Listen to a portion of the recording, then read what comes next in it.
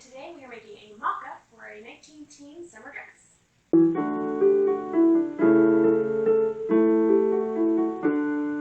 Hello and welcome. So we are going to make a circa 1916 dress that is not going to be historically accurate because I'm using modern fabric for it.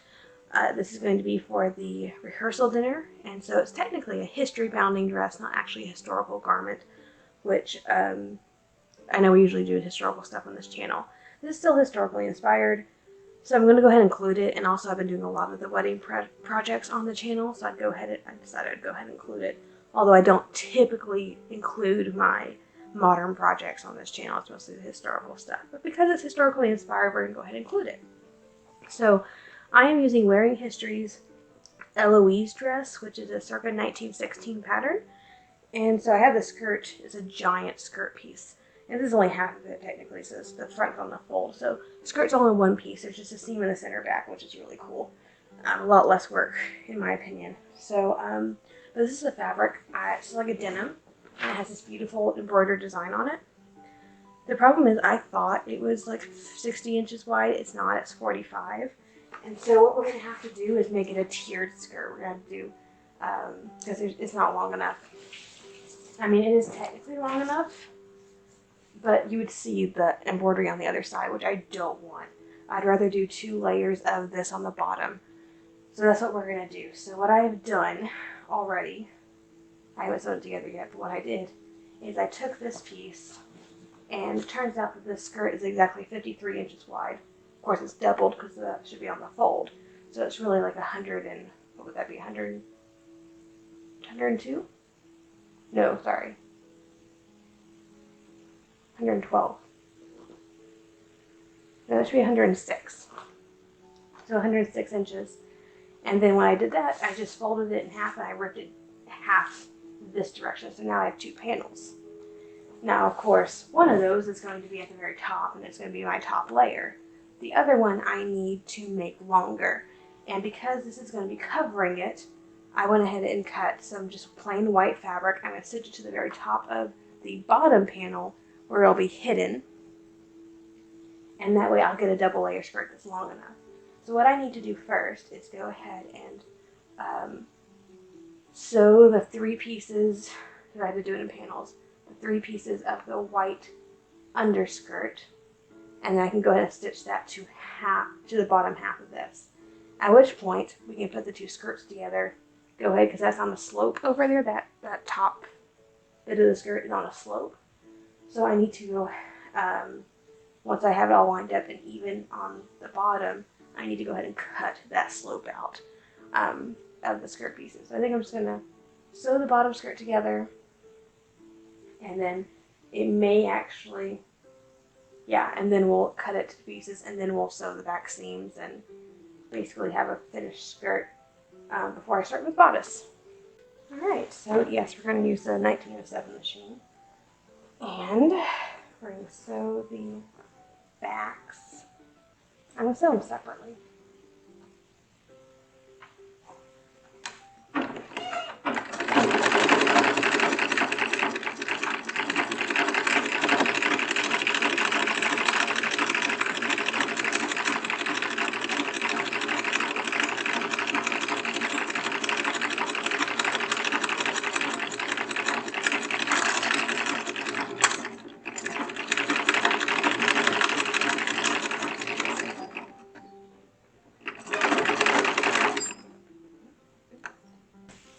Now we're going to sew the 2 layers together just so they are basted and they stay in place.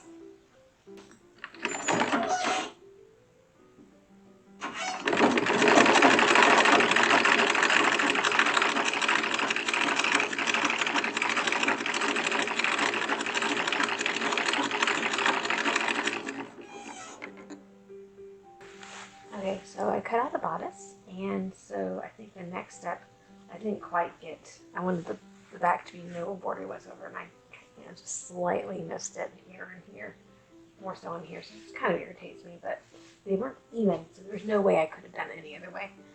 But I did cut the front with the embroidered. I did have to cut off the bottom part, and it doesn't appear to be raveling at all, so I think we'll be good. So I think I'm going to go ahead and sew this center side, or the side seams. And I'll probably go ahead and sew the sleeves while I'm there. I'm thinking about just felling these. Except this is a modern project and I can actually do a French seam. Let's turn this back inside out and do a French seam. It's a little less work. This pattern also includes an optional dress shield, which seems like an under bodice to kind of cover some skin. I don't particularly care to do that, so I think we're just going to leave it as far as the actual dress goes. While I'm at the sewing machine, I'm going to go right ahead and probably gather, I'm going to use a modern machine, I'm going to gather the front shoulder seams, and then down on the bottom, 2 inches from the edge of the bodice, which is where, basically where the end of the bodice really is. Alright, with all the gathering done and everything prepped, I'm going to stitch a bias binding. I didn't call for bias, but I'm going to do bias because that makes sense to me. You know, doing a lot of historic stuff to the back edge of the bodice. So the front edge does not need to be finished, but the back edge still needs to be finished because it's a raw edge. I feel like the start of this little scallop here is a really good place to end it. So I'll stitch that on a second. I'm also attaching sleeves. I'm doing a few gathering threads on the sleeves. So I'm start just, hang on, I know I had it pinned right, maybe I didn't. That's just, you know, pulling the gathering threads and making sure that it all fits. This one really doesn't require very gathered sleeves, which I appreciate because I'm not a huge fan of giant puffy sleeves. Despite the fact I do a lot of 1830s things, I'm just really not a fan. So I'm going to stitch this down.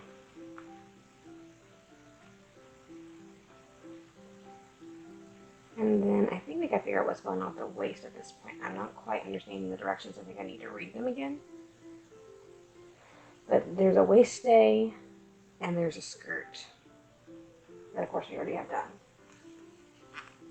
The waist stay, I have some Peterson ribbon and it was only 1 inch wide, but the pattern says it needs to be 2 inches wide, so I literally zigzagged it right in the center and made a 2 inch wide waist stay. I'm hoping that holds up.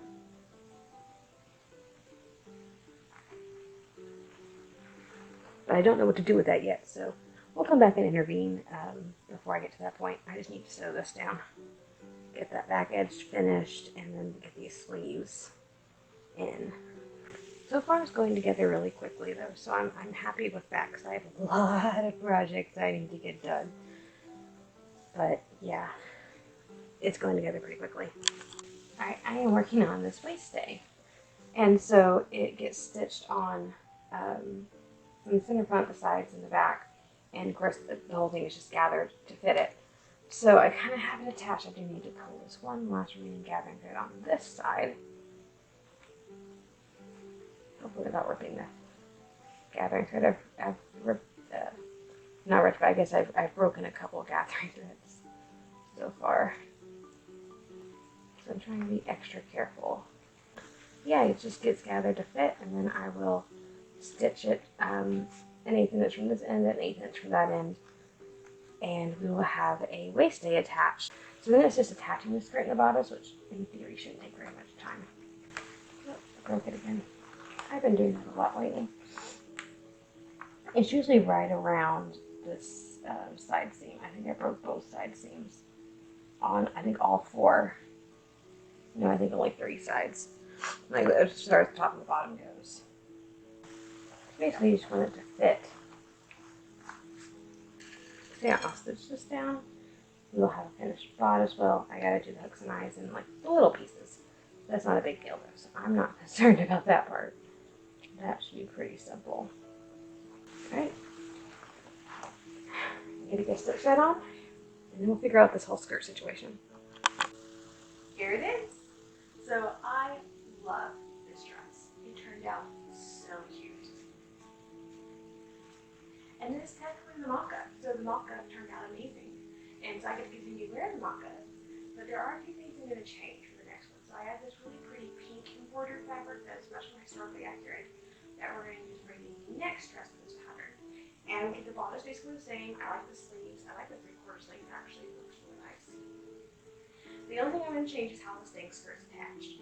It is so annoying because half of it's not attached and it's just hook and eye across, which is very hard to reach, by the way.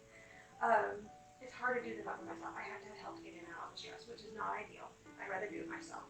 So what I've decided is I'm going to have it in the front opening dress. So one end's going to come, one skirt edge is going to be here where this connects, the other one's going to be over here, and they'll overlap quite a bit still. So there's still that adjustable factor, but the rest of it's going to be sewn. So the whole skirt's going to be sewn to the bodice. It won't be like this random little spot, half the skirt that wasn't attached to anything with half the bodice on this side not attached to anything. It looks weird, it functions, like it looks fine, and we're good, but that's not what I want. So we're going to make that change next time. It's just going to require a little bit of, because the skirt's longer in the back than it is the front, just because to accommodate body shape. Just kind of switch that on the pattern piece to make the part that seems, needs to be the low part, not the high part, if that makes any sense whatsoever. But yeah, no, that's basically what it looks like, and it looks amazing. So it is quite long, and you can see the bottom of it as well. It does go just about to my ankle, which I think is a little bit longer than it was supposed to, but I like the length on it, and I don't think I'll change it for the next one. But I thought I was going to be really annoyed with this waist stay that's in here. I actually really like it. It's comfortable. It does not annoy me like I thought it would. Let's put it that way. So I'm quite happy with that. It makes it hang better, I think, because of the weight. So I bought more of that victorian ribbon, the thick stuff, but I bought it in 1.5 inch width instead of 3/4 inch that I have. That way I don't just seam it down the middle like I did last time. So yeah, hopefully the next time will turn out a little bit better, but I'm very, very thrilled with it. So yeah, I wore it to work today. I got lots of compliments actually. It's comfortable, I can move in it. I'm not wearing any period underpinnings right now. My 19 teens underpinnings do not take my measurements whatsoever. So I can fit into this with or without, so this is without a corset. It's without any support garments underneath except for modern ones. But yeah, it works really well. And one thing I really do like about this bodice is that I don't have to wear anything underneath to like cover here. It covers very nicely on its own. I don't see any cleavage. But there's still like that V-neck, so it still gives me that feeling of a V-neck and that look of a V-neck, which is very flattering. But it's not super, super low where I have another garment underneath it. So yeah, I think that's quite fun. I actually have several fabrics to make the modern dresses from this pattern out of, or several fabric lengths for modern dresses, because I do like this pattern and this style so much. So for a mock-up, it's super successful. It's wearable. I'm going to continue to wear it. I love it. Just for the next one, we're going to make some changes. But yeah, I was very impressed with, even without the lace that's on this part, it's not raveling or anything. It's staying just the way it should. This does like to catch on things, I've noticed. So not the most practical of choices. The next one does not have a lace at the edge. It's basically this, but it's more detailed. And it goes further up, but there's no like lace on the bottom. So that's going to be more wearable. But there's already a couple of spots where I've gotten caught on something and moved it and kind of just ripped it a little bit off. Nothing that's too noticeable yet, but I'm thinking maybe down the road I'm going to have to cut the lace off on the skirt as well, which I gotta do what I gotta do, I guess, on that point. When it looks really ratty after that, then I can, therefore extend the length of the dress, and it will still match up here and here, so it won't look bad. And at that point, the skirt will land about 2.5 inches above my ankle, which is a good mid-length. It's long enough to be long, but short enough to not trip over, which is a good thing. But yeah, absolutely love this pattern, love this dress. Not a fan of how that dress was put together, but we'll change that next time. And I mean, again, it's still wearable as long as I have someone to help make a dress, which I'm married now, so I now have someone to help me dress every day, if I so need it. Try not to make him do that every day, but I have that option available to me now, at least on the weekends, because we still don't live together, and won't for the next month, maybe 2 months. But after that point, I'll have have me with me all the time, and I can have me dressed anytime I need it to. But so yeah, right now my grandmother had to get me dressed in this today because I couldn't. I could do upwards. I could do this one, but there's one back here and another one way over here. I probably could have gotten this one eventually, but there was this one just right here. I could not get. I spent quite a while trying, and I was like, okay, I have to get to work. I'm gonna be late. I need to get into this. So I went out and asked for help. But if I had it just attached to the ends of the skirt or the bodice, we wouldn't be having that problem. So that will just be changed for the next couple versions, and it will still be adjustable. So I think the point of doing that was to make it to where you could adjust it, and this is still very adjustable if I did it the other way. So I kind of wish I had done that. I thought about that beforehand, but I knew the skirt was going to make up that way. I just couldn't see in my mind how to fix it. I had to make it up to be able to see, oh, this is just what I need to do there.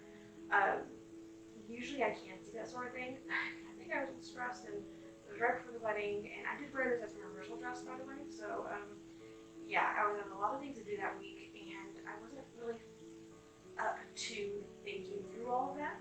So I just made it up and said it is what it is. It'll be wearable, and that's all that matters. So it's wearable, and that's all that matters. Now I very well could take this apart and fix it, and I might eventually do that. It's just I don't have to, and it still works. So why would I? But yeah, it made up very quickly. I was very impressed with how fast it made up, and yeah, it shouldn't be too big of a trouble to make up the other ones very quickly. So that is essentially our history-bounding-esque 19-teens mock-up dress. So not historically accurate as far as pattern goes, or as well, pattern is accurate, but pattern of the fabric is. But chambray is a period correct fabric, so the fabric is correct, just the design is not. But for mock-up, it works very well as a modern piece. Anyway, thank you so much for joining me today as we made our little mock-up. If you enjoyed the video, please like and subscribe to the channel, and as always, have a fantastic week, and I'll see you back here on Monday.